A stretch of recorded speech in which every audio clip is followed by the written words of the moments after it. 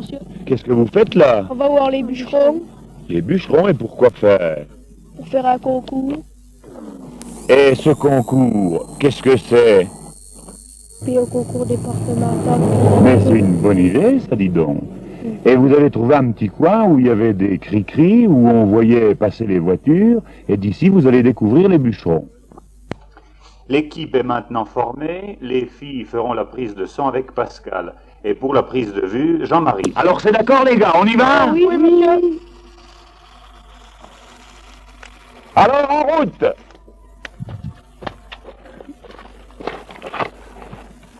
Oh, ça grimpe. Le crête, on arrive. Oh! Ah oui, je crois que c'est par là, il faut qu'on prenne à droite. Et voilà justement. Tiens, bonjour monsieur Poirot, qu'est-ce que vous faites? On s'amuse. La machine est en panne, on est en train de la réparer. Je vous garantis que vous êtes dur à dénicher. Alors elle a trouvé cette panne? Alors voilà la panne. C'est du coton qui a bouché la pompe. Ah, L'huile dis de donc. récupération. Alors vous voyez que les incidents techniques sont possibles. Et on retrouve, pour terminer l'équipe, Daniel et Gilbert. Alors où est-il l'arbre que ton papa va faire tomber? C'est celui-là, le gros. Et Daniel et Gilbert sont en train d'en faire le tour. Et voilà.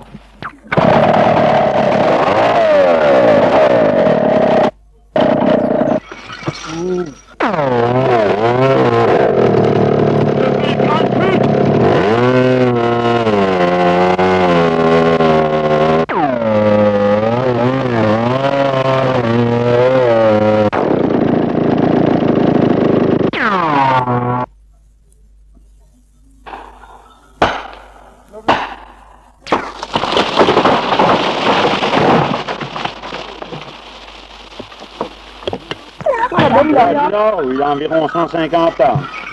Alors vu les branches qu'il avait, il n'était pas facile à abattre. Hein.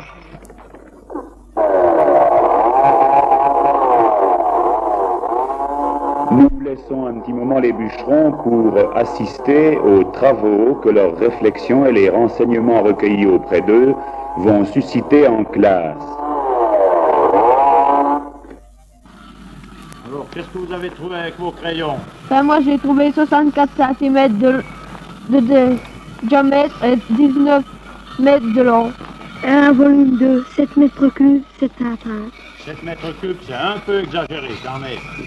Moi j'ai trouvé 22 mètres de long et 45 cm de diamètre au milieu du bois.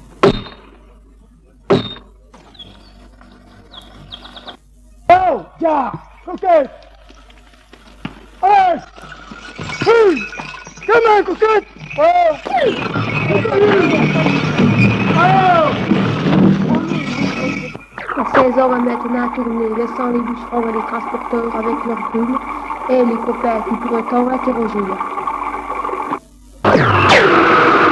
On ira voir M. Brandman, et qui fait ça, le brigadier. Oh, on ne dit pas le brigadier, on dit le chef du district des eaux et forêts. Oh, tu fais le malin. On ira voir une scierie, laquelle? Celle de Régigoutte à Vologne, et aussi Monsieur Gonard, qui est maire de la Bresse et en même temps chef de la Soplée. On pourrait aussi aller voir au pont de la Plaine le marchand de sabots et le marchand de bois, Monsieur Arthur Claude à Vologne.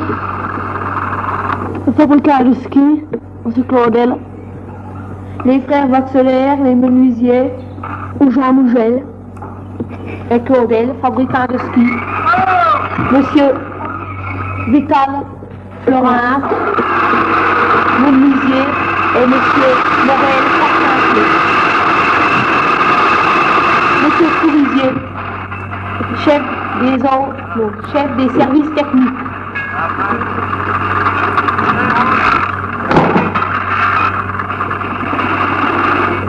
Mais tout ça, ça fait du pain sur la planche.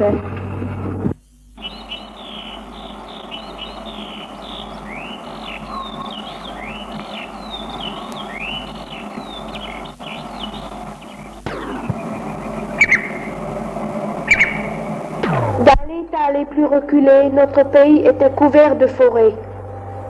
Du temps des Gaulois déjà, La forêt, comme dans toutes les Vosges, couvrait tous les alentours. Il a fallu que les moines du Moyen-Âge défrichent.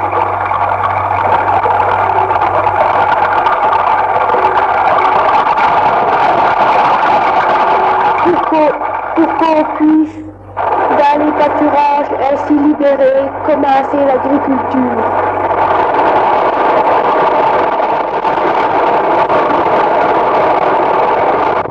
Les arbres de nos régions sont de deux sortes, les feuillus et les conifères.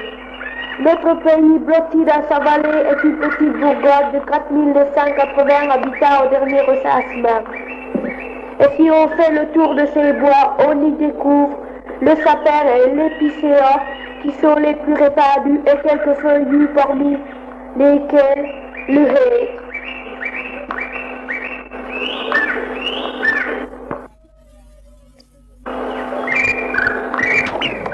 L'histoire de la forêt de notre commune est véritablement un prodige. En effet, autrefois, elle n'était pas autre que la propriété des seigneurs qui habitaient les lieux. Charlemagne d'Itor venait chasser dans ces contrées. Essayons de suivre le cours du temps. On apprend qu'à la Révolution, les répandis, c'est-à-dire des pâturages d'altitude, sont exploités par des propriétaires alsaciens, après vente des biens nationaux. Mais plutôt que raconter tout cela, laissons à M. Didier Laurent, qui est l'homme érudit de notre commune, le soin de nous parler de ce qui fut appelé le procès des chauves. La propriété des forêts de la Bresse, que les habitants ont conservée, est un bel exemple de ténacité et d'intelligence. Avant la création du domaine, la Bresse était un pays perdu dont personne ne s'occupait. Lorsque les grands se sont aperçus qu'il y avait peut-être des intérêts à avoir par toutes sortes de moyens, ils ont essayé de caparer ces bois.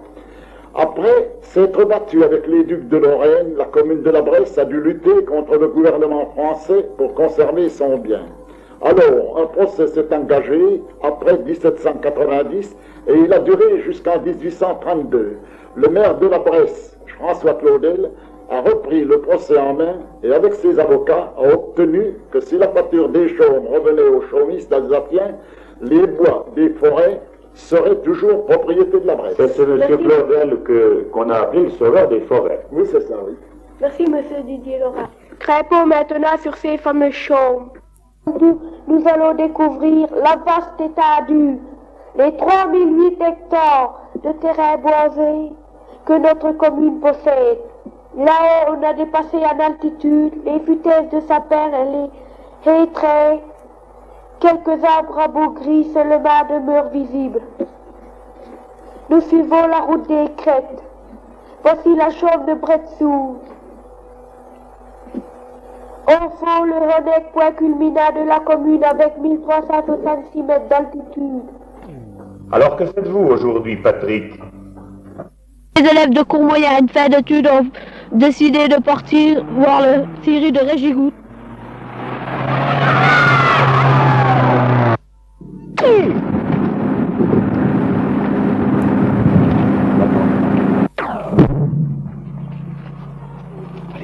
Bonjour, monsieur. Salut Hubert.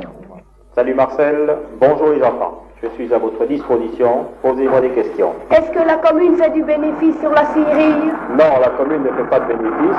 Il suffit qu'elle boucle son budget. Que produisez-vous dans cette scierie? Et bien dans cette scierie, nous scions des planches, des madriers, de la charpente et des plombs pour les menuisiers. Qu'est-ce que la foage grume? La foage grume est un affouage qui est délivré sous forme de grume au lieu d'être délivré sous forme de chauffage. Combien de stères de bois donnez-vous chaque année aux écoles? Aux écoles, pour l'ensemble des écoles, nous délivrons 500 stères de bois environ que nous faisons façonner. Quels sont les chemins forestiers déneigés en hiver? Les chemins forestiers déneigés en hiver sont levés au froid et ce sont surtout ceux qui permettent aux bûcherons d'accéder à la forêt. Travaillez-vous toujours le sapin? Non, comme vous avez pu le voir, nous travaillons également du chêne. Il est bien certain que le sapin est le principal feuillage.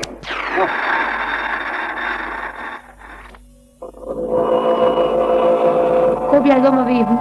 Eh bien, au service technique, il y a 15 hommes. Vous avez, dont fait partie le Sagar également. Monsieur Hein, que vous avez là à côté de vous. Quelle machine avez-vous? Quelle machine? J'ai une scie à ruban, une raboteuse qui peut faire toupie, c'est une machine combinée qui fait à peu près 5 machines en tout. J'ai une affûteuse, même une affûteuse pour les lames de scie. Et puis alors perceuse, ponceuse. Cette machine. Pour qui travaillez-vous? Je travaille uniquement pour la commune.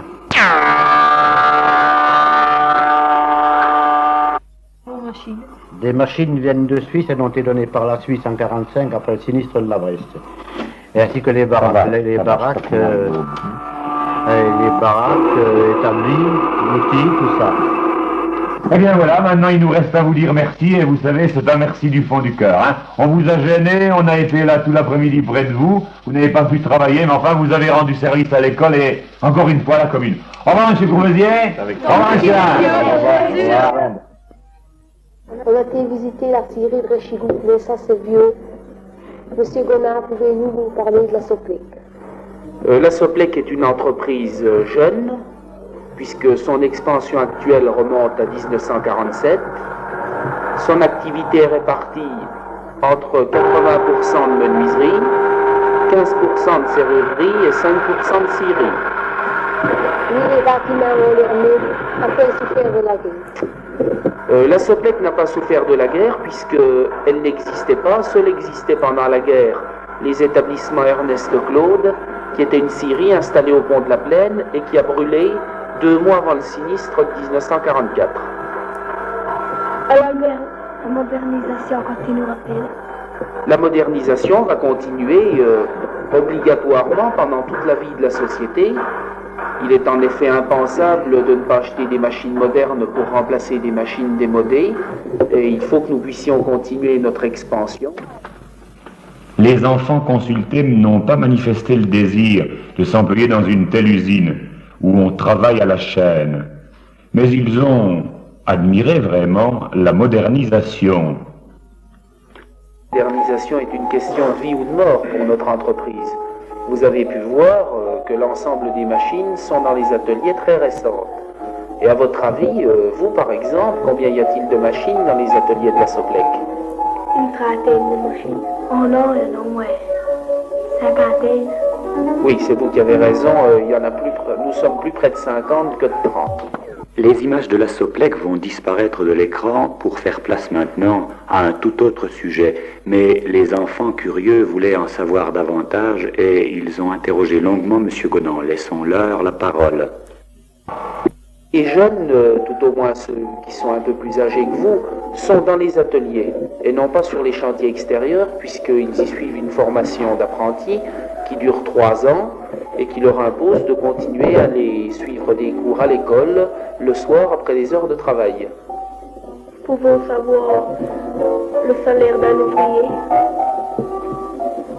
Tout dépend de la catégorie et de la classification d'un ouvrier.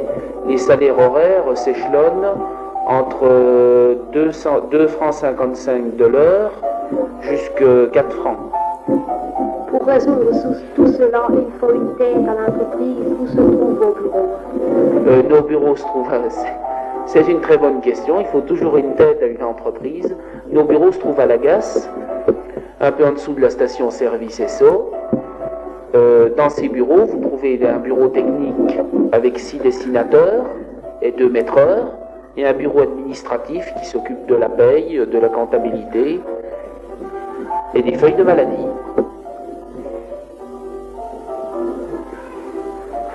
Que font les jeunes à Dans le bureau, ils travaillent, ou du moins j'espère.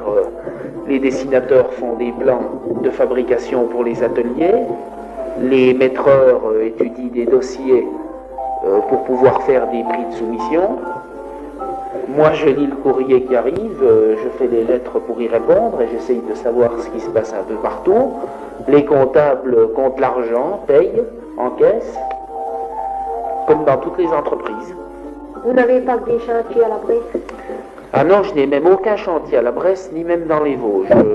Nos chantiers sont répartis dans le département des Ardennes, dans la région parisienne et dans la région de Lyon. Qui fait-on? Ah ouais, c'est très simple, on se contente de poser les fenêtres, les balcons et les rampes d'escalier qui sont fabriquées par la Soplec. Avez-vous du bois de la Bresse dans votre entreprise? Oui, car il faut dire qu'on fait une enquête sur la forêt de la Bresse, monsieur Gonan. Alors, est-ce que la forêt de la Bresse vous intéresse elle-même? Bien sûr, la forêt de la Bresse nous intéresse puisque c'est elle qui fait tourner la totalité de notre scierie. Laissons monsieur Gonan et essayons d'expliquer maintenant pourquoi toutes les vues qui sont sur l'écran concernent le cinéma. L'explication en est simple. L'année dernière, un film a été tourné dans nos forêts.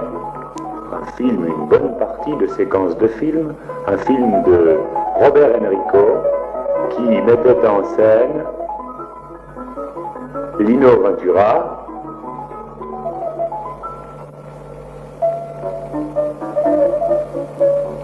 Marie Dubois et André Bourvil.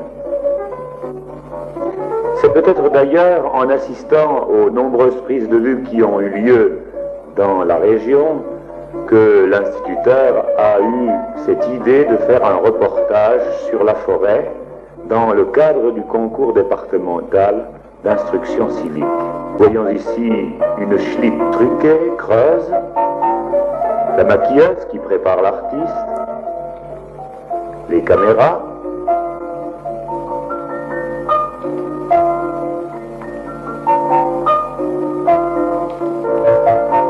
l'acteur qui révise son rôle, ses répliques,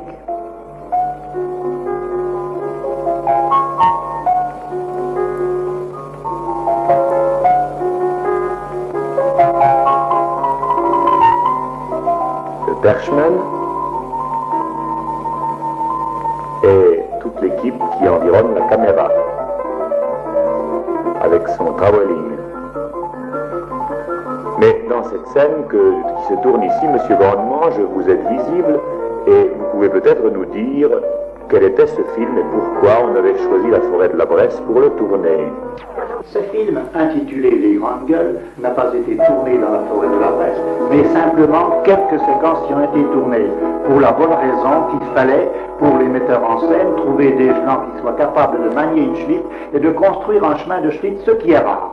Mais pratique-t-on encore le schlittage à la Bresse? Oui, à la Bresse, c'est une des seules communes où on pratique encore le schlittage, mais spécialement le schlittage sur neige, alors que le schlittage au raton est rarement utilisé. D'ailleurs, je crois, mes enfants, que vous êtes assez forts dans l'histoire de la forêt de la Bresse, puisque monsieur Claude, votre instituteur, vous en a souvent parlé. Gilbert, pourrais-tu me dire quelle est la surface de la forêt de la Bresse? La surface de la forêt de la Bresse est de 3008 hectares. Et toi, Jean-Marie, pourrais-tu m'indiquer le nombre de kilomètres de chemin forestier qu'il y a à la Bresse? Il y a 80 km de chemin forestier et 5 km de... C'est très bien. Jean-Marie pourrait également m'indiquer peut-être le nombre de parcelles qu'il y a dans cette grande forêt communale. 195 parcelles, numérotées de 1 à 195.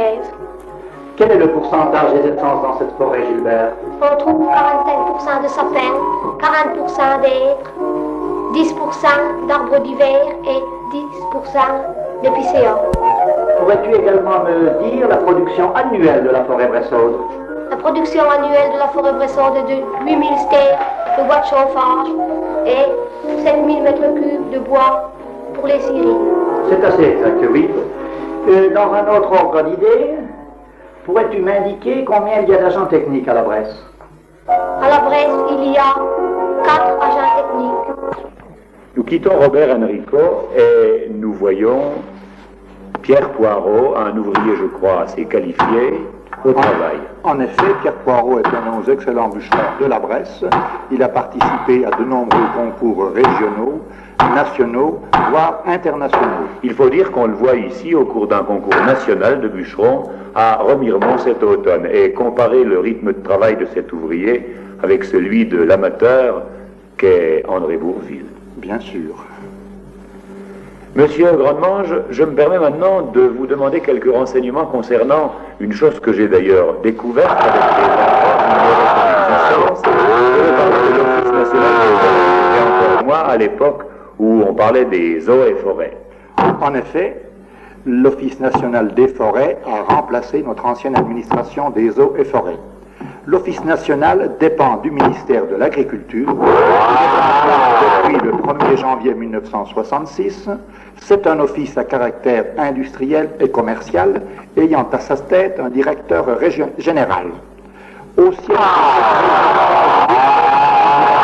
régional en assure la responsabilité. À l'intérieur des régions, des centres de gestion ayant à leur tête un ingénieur, 6 centres de gestion sont installés dans les Vosges, Remiremont étant le siège d'un de ces centres. Puis nous trouvons les cantonnements, commandés par un ingénieur des travaux. Nous en avons environ 3 par centre de gestion.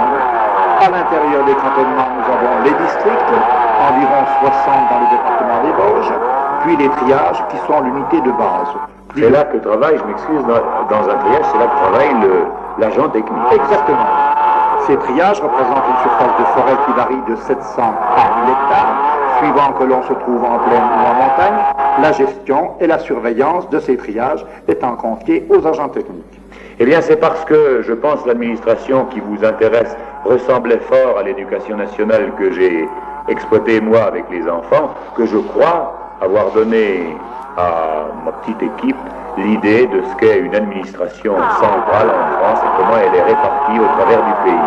D'ailleurs, d'une façon générale, toutes nos grandes administrations sont basées sur le même principe. Absolument. Dans un dernier point, je voudrais encore que vous nous donniez quelques renseignements, monsieur le chef de district, sur votre métier. Les tâches sont multiples. Premièrement, son rôle est technique. En effet, le forestier a pour tâche essentielle de perpétuer la forêt en lui faisant rendre le maximum au point de vue matière et au point de vue argent. Il a d'ailleurs un rôle également de surveillance afin de faire respecter les lois et règlements pour tout ce qui touche à la conservation des bois, à la police de la chasse et de la pêche, et dans certains cas un rôle d'exploitant, comme ici à la Bresse, où nous pratiquons l'exploitation en régie, ce qui nous donne comme tâche supplémentaire l'embauche des bûcherons, le paiement de leurs tâches, la réception des produits, la préparation des ventes et les ventes elles-mêmes. Merci bien, monsieur Grandmange, vous nous aurez vraiment aidé souvent et on aura abusé de votre bonté. Je vous en prie. Comme nous l'avions prévu, nous avons passé un jeudi après-midi avec les frères Valdener, les sabotiers du bas de la Bresse.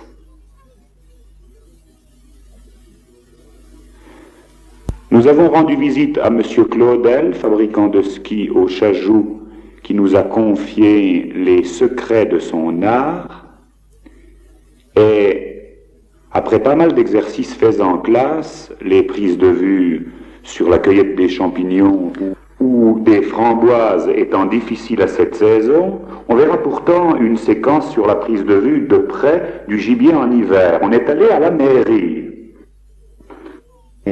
Monsieur Perrin nous reçoit. De Grosse-Pierre, vous faites de l'instruction civique. C'est évidemment une bonne chose.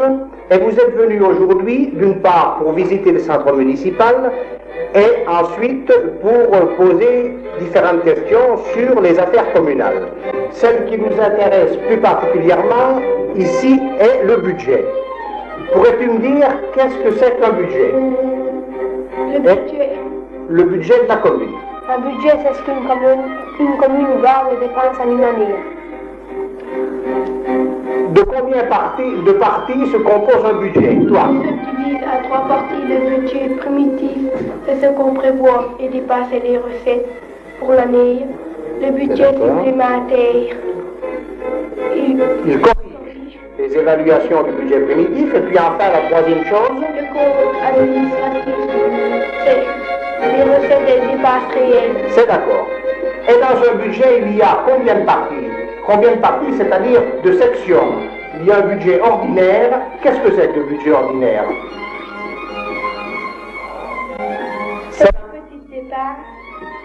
C'est la vie courante de la commune. Et le budget extraordinaire, toi?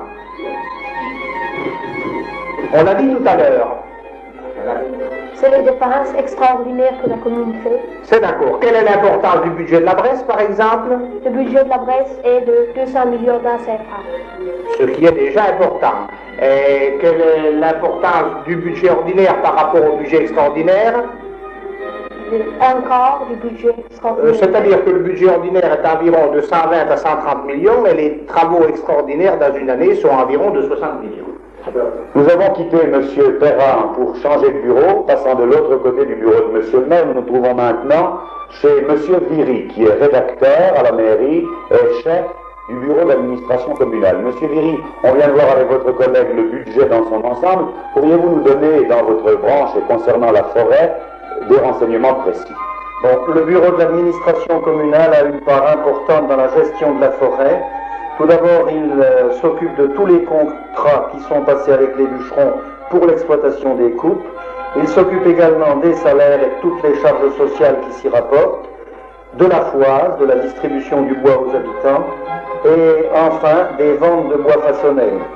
Par conséquent, vous voyez qu'un contact étroit doit être tenu avec le brigadier forestier. Et si on chiffre cette affaire? Si on chiffre cette affaire, si vous voulez, bon an, mal an, il faut retenir 3 chiffres. Dépenses 55 millions, recettes 55 millions, dépenses 13 à 15 millions, donc bénéfice net 40 à 42 millions. La conclusion appartenait bien sûr à monsieur le maire de la Bray.